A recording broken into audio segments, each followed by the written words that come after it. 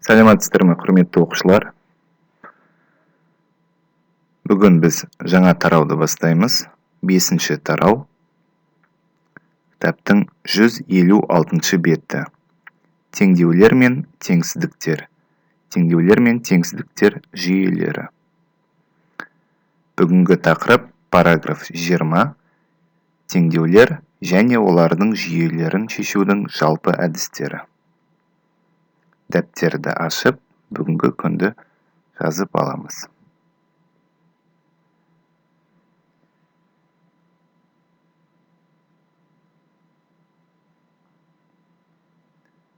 Бүгінгі сабақтың мақсатымыз теңдеулер шешудің әдістерін еске түсіріп, оны есептер шығаруда қолдану.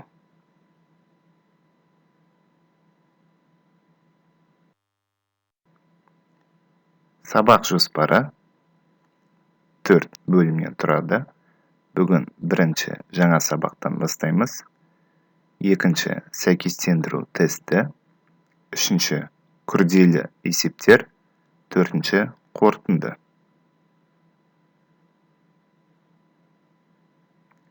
Жаңа сабақ.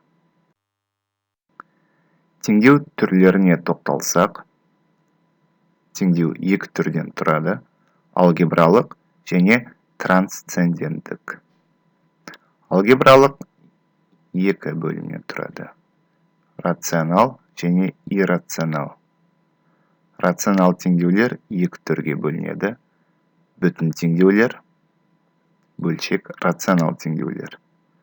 Бүтін теңдеулердің өзі сызықтық, квадрат және жоғары дәрежелі теңдеулер. Трансценденттік үш түрден тұрады: тригонометриялық, көрсеткіштік және логарифмдік. Бұл теңдеулердің түрлерінің барлығын біз осы уақытқа дейін қарастырдық. Яғни бүгін барлық тақырыптарды қайталаймыз.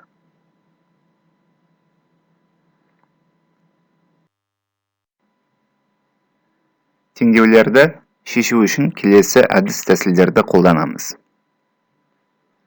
Бірінші, теңдеуді натурал дәрежеге келтіру. Теңдеуді логарифмдеу және потенциалдау. Теңдеуді бөлімдерінен босату. Бірнеше түрлендіруді қолдану. Формулаларды қолдану. Бүгін теңдеуді натурал дәрежеге келтіру әдісін қолданамыз.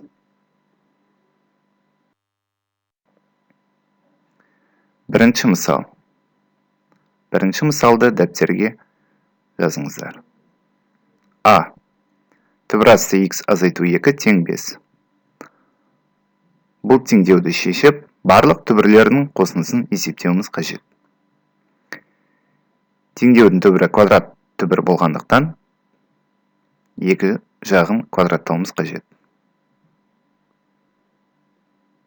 Сонымен x азайту 2 тең 25 шығады. Қарапайым теңдеуді шешкеннен кейін x тең 27 екені шығады. Бір түбір болғандықтан, осы есептің жауабы 27. Жазып аламыз.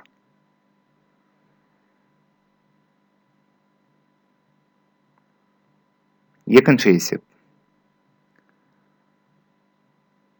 Түбірдің дәрежесі 5 болғандықтан, біз теңдеуді екі жағын 5-ші дәрежелейміз.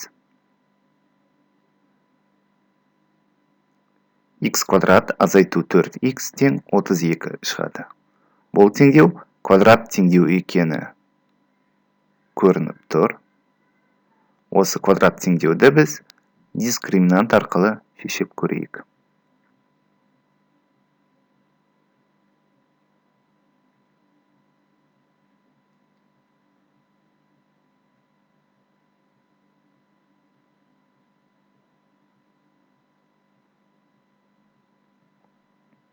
Дискриминант 144-ке тең болды. Теңдеудің түбірлерін есептесек,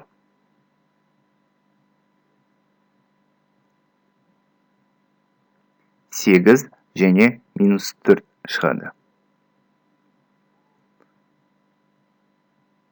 Түбірдің дәрежесі тақ болғандықтан 2 түбір де осы есептің жауабына сай келеді. Енді есептің шартына сай біз 2 түбірді қосамыз. x1 қосу x2 тең 8 қосу -4 тең 4. Есептің жауабы 4-ке тең.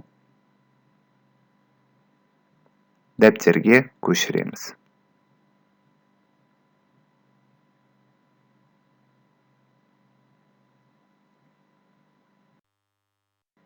Келесі кезең сәйкестендіру тесті. 2 баған берілген. Бірінші бағанда есептер, екінші бағанда оның жауаптары. Сіздер әр есептің тиісті жауабын тауып, оны көрсетулеріңіз қажет. Дәптерге есептеп, жауаптарын табыңыздар.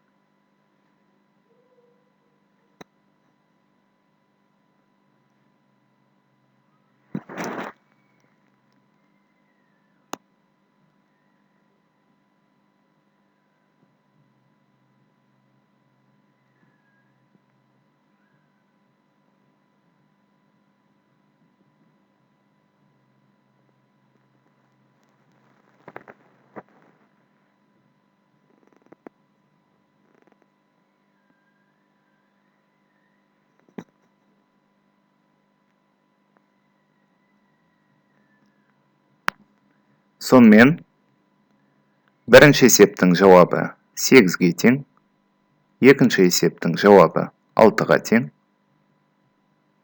үшінші есептің жауабы 27-ге тең, төртінші есептің жауабы 19-ға тең, және соңғысы 13-ке тең. Жауаптарыңызды тексеріп,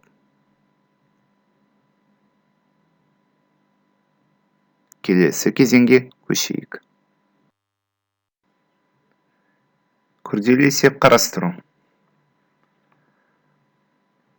Бұл есепті шешу үшін квадрат түбірді келесі жаққа жіберейік. 4х қосу 1 квадрат түбірді. Квадрат түбірден құтылу үшін теңдеудің екі жағын квадраттаймыз. Теңдеудің сол жағы квадратталынады. Түбір жойылады. Оң жағы қысқаша көбейту формуласы арқылы жақша ашылады. Түбірден басқа барлық қосылғыштарды теңдеудің сол жағына жіберіп,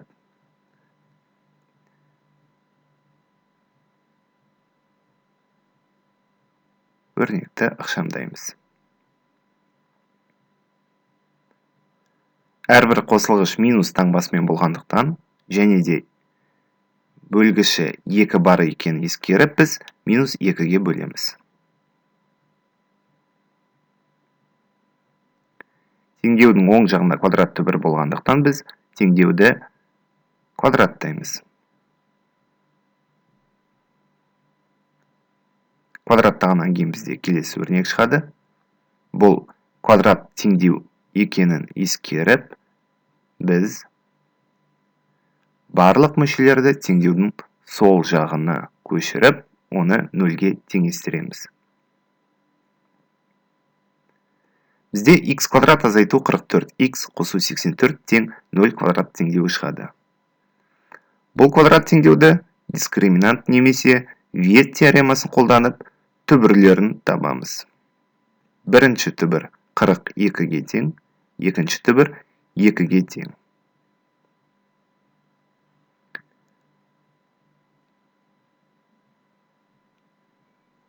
Бұл түбірлер анықталу облысына сай келемі тексеру үшін келесі жұмыстар орындалады. Біз алғашқы теңдеудің барлық x-тің орнына 42-ні қойып шығамыз. Арифметикалық есептеулерден кейін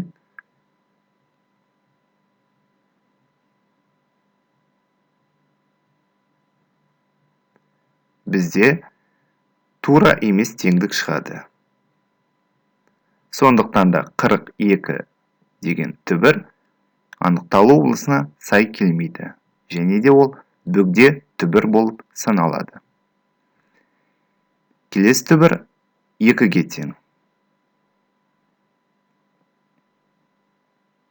Оны да осындай жолмен тексереміз.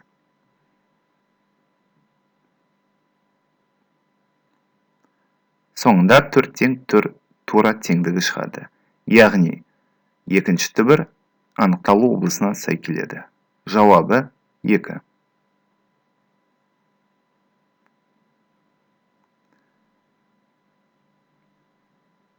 Бүгінгі сабақты қорытындылау және бекіту. Бүгін біз Quizzes бағдарламасын қолданып, дәптермен жұмыс жасаймыз. Quizzes бағдарламасында 5 есеп беріледі. Әрбір есептің шығару жолын дәптерге жазып, шыққан нәтижені фотоға түсіріп, маған WhatsApp арқылы жібересіздер.